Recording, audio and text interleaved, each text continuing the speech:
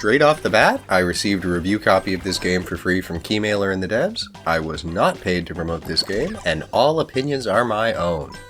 Okay, so Ufouria the Saga 2, I'm just gonna say Ufouria 2 from now on, is a sequel? Remake? Spiritual successor? I'm not entirely sure what to call it, and judging from the press material I received, that's exactly what the devs are going for here.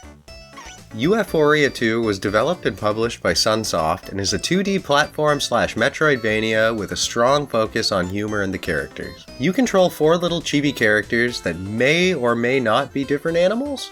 Your main character is a little white penguin named Hebe. I'm gonna say it right here, I'm a huge sucker for Sanrio-style Japanese mascots, so Hebe and his buddies are super appealing to me. Sorry for any pronunciations in advance. In addition to our little penguin friend, you'll also control O-chan, a girl in a catsuit, Tsukizemon, a ghost who is both 90s style radical and talks like a retainer to a feudal lord, and Jennifer. Each of our little pals has a certain ability that allows you to access new stages and progress the story in true Metroidvania fashion. Now, this game isn't very hard or long. I beat the game with 10 out of 15 Steam achievements in about 3 hours. But I have to say right now that this is an awesome game for kids. Pretty much the highest praise I can give this is when I showed my 12-year-old daughter the games I had available for review, she immediately said, "Oh, that's so cute, do that one," when Ufouria 2 came up. I think you guys have a winner here, she's picky as hell. Speaking of cute, holy heck is this game oozing cutosity in a huge way. The art style is a pseudo arts and crafts style in the vein of Yoshi's Woolly World or Kirby's Epic Yarn, and my goodness is it breathtaking. All the graphics were created to give the feeling of watching a scene play out on a very detailed diorama. This, along with just having a very original and strong art direction in the first place, makes getting invested in the weird and fantastical world all the more easy. I can't stress this enough. Ufouria 2 is gorgeous, and kept making me go, whoa, they're gonna sell a lot of toys of these. I'd like to mention that some of this also falls into the ugly cute thing that's going on and has been going on for some time now. Some people might find the designs here unappealing, but I'm not those people. So for the gameplay, it's a pretty bog standard platformer. Sure, you get more movement options like the ability to climb walls as Ufouria 2 progresses, but generally, you're just going to be using your running, jumping, and butt pound to work your way through the stages.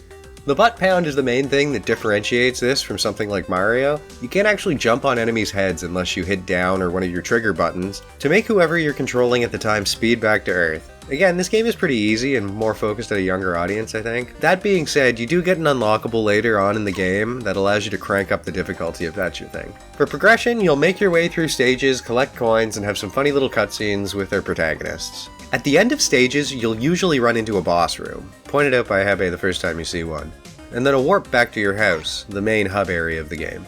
Using the coins you gain through playing levels, you can use the vending machine back at Hebe's house to buy new items that unlock a large number of things.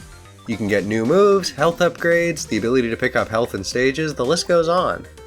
Now, it wouldn't be interesting if you could just grind the first level for 3 hours and buy every item in the vending machine, would it? In addition to the coin cost, you're also going to need to get the prerequisite amount of the main collectible in Ufouria 2, Utsukans.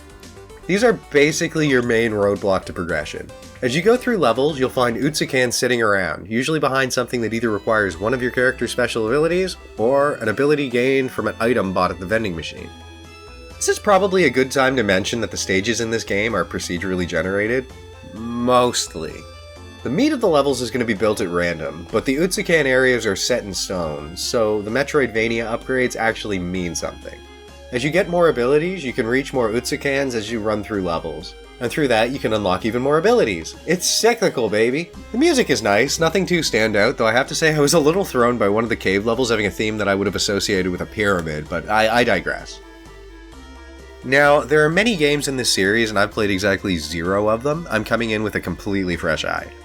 There are some jokes throughout that I think may have hit if I had any context for them, but even so, this game actually had me laughing out loud a couple of times. This style of dry, ironic, almost absurdist humor might not be for everybody, but I quite liked it. I'd compare the writing to something like Dr. Slump or Crayon Shin-chan. Extremely funny and endearing, but also very off the wall. You can tell this game was made with primarily Japanese audiences in mind, though. I felt there were quite a few jokes that didn't translate too well, more than likely because of being Japanese puns. The story is fun, if not too complex, but the focus, and where the game really shines, is in character interactions. I had a great time watching all the little scenes you get every time you unlock a new item from the vending machine. All of this just helps to flesh out the world and add to my investment in the protagonist's journey. The only knock I'd give here is that I wish there was a little bit more level variety. You only really get 6 level types, and I would have loved to have seen more. Here's hoping the next entry in the series doesn't take another 20 years to get here.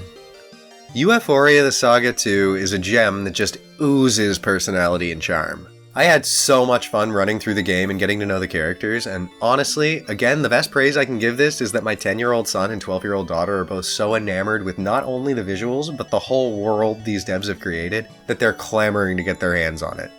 Big kudos, and make sure to check out Ufouria the Saga 2 when it drops on February 29th. It's definitely a great time, if not a long time. And as always, thank you so much for watching. It really, really means a lot. And please remember to like and subscribe if you like what I'm doing here. And everybody have a great day. Thanks. Bye!